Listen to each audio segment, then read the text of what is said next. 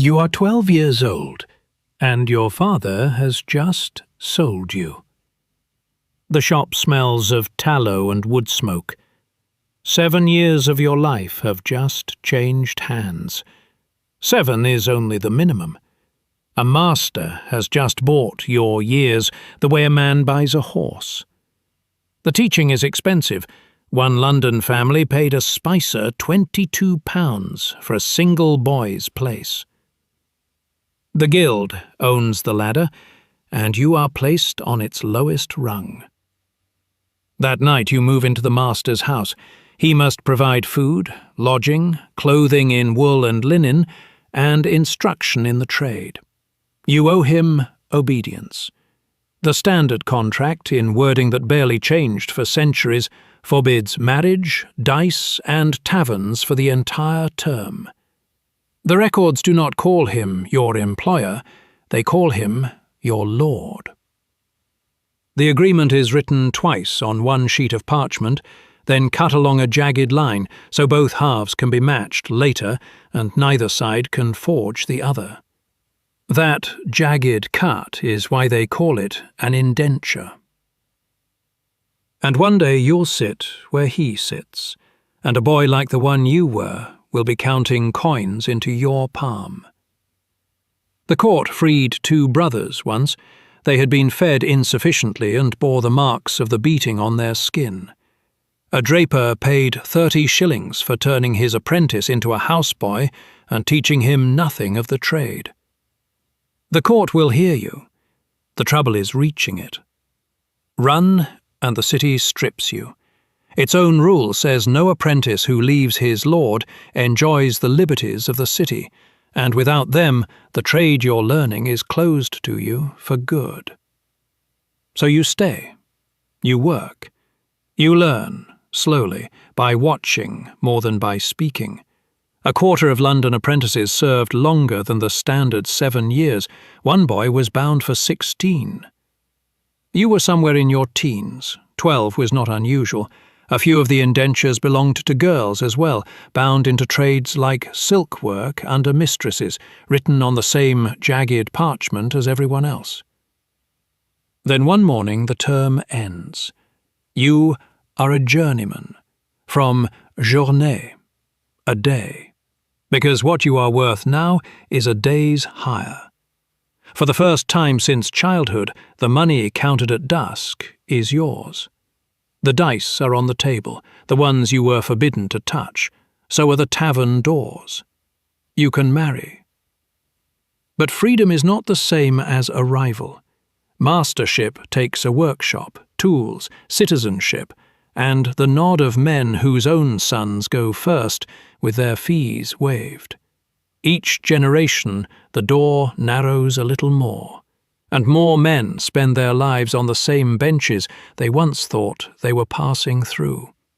Hired by the day at 20, still hired by the day at 50. When journeymen try to resist, the guild notices. In 1387, 3 London shoemakers, John Clark, Henry Duntone, and John Hychine, went into Newgate prison for forming a fraternity against the masters. 9 years later, the saddler's servants marched through London demanding higher pay. The masters hauled them before the mayor, and the masters prevailed, as they did whenever it reached a courtroom. So you keep your organization quiet. You keep your saint, and you keep your head down. If the door ever opens, it does so through a test. The guild sets the task, the place, and the time. You work under watch, so nothing can be borrowed or copied. Only your hands can prove what you can do. In 16th century Nuremberg, every aspiring goldsmith faced the same challenge: a Columbine cup. A lidded cup shaped like a flower. Finish it, and the guild often keeps the piece. That work becomes your masterpiece. The word long predates art galleries. It was once simply the proof that you had survived. And the men judging you are the same men you would soon compete against. If they refuse you, you return to the same benches you thought you had escaped.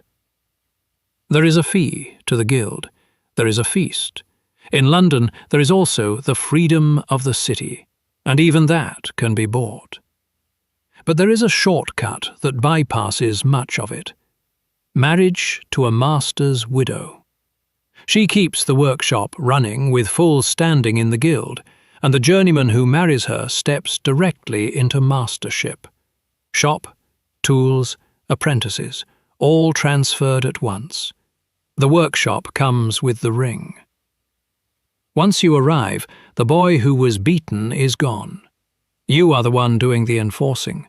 You take apprentices, you hire daymen, you stamp your mark on everything you produce.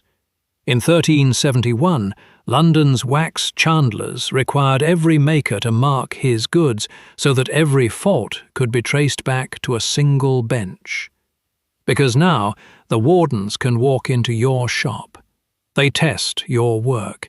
They seize what fails and fine you, escalating all the way to losing the trade. The punishment you now oversee was meant to be seen. In 1327, a baker named John Brid and others were caught with holes cut into their moulding tables. While dough sat above, a servant beneath pulled it down piece by piece.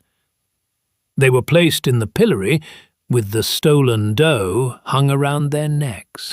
The food fraud courts saw everything.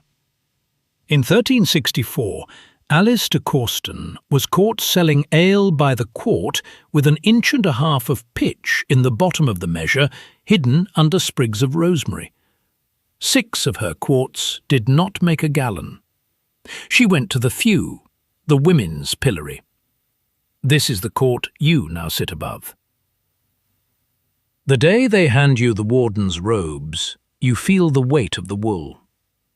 You sit in a room with the liverymen, the men who elect the sheriffs, the men who choose the Lord Mayor, and that power walks right into your workshop.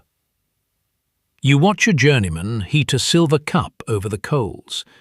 You hold it to the touchstone, draw it across the mark. The colour betrays the metal. It fails. You take the cup from his hands and throw it into the melting pot. After 1478, the rules say the company owns that failure. If your eye misses a flawed piece, the king takes the fine from the Brotherhood's box, and every man on your bench pays for what you let through. Fear doesn't keep men in line. Hunger does. The guild controls the bread on your table and the box that feeds you when you can no longer work. When your back breaks at the bench, a clerk hands your widow 7 pennies from the common box. When you die, they lower you into a grave paid for by the men who stood beside you.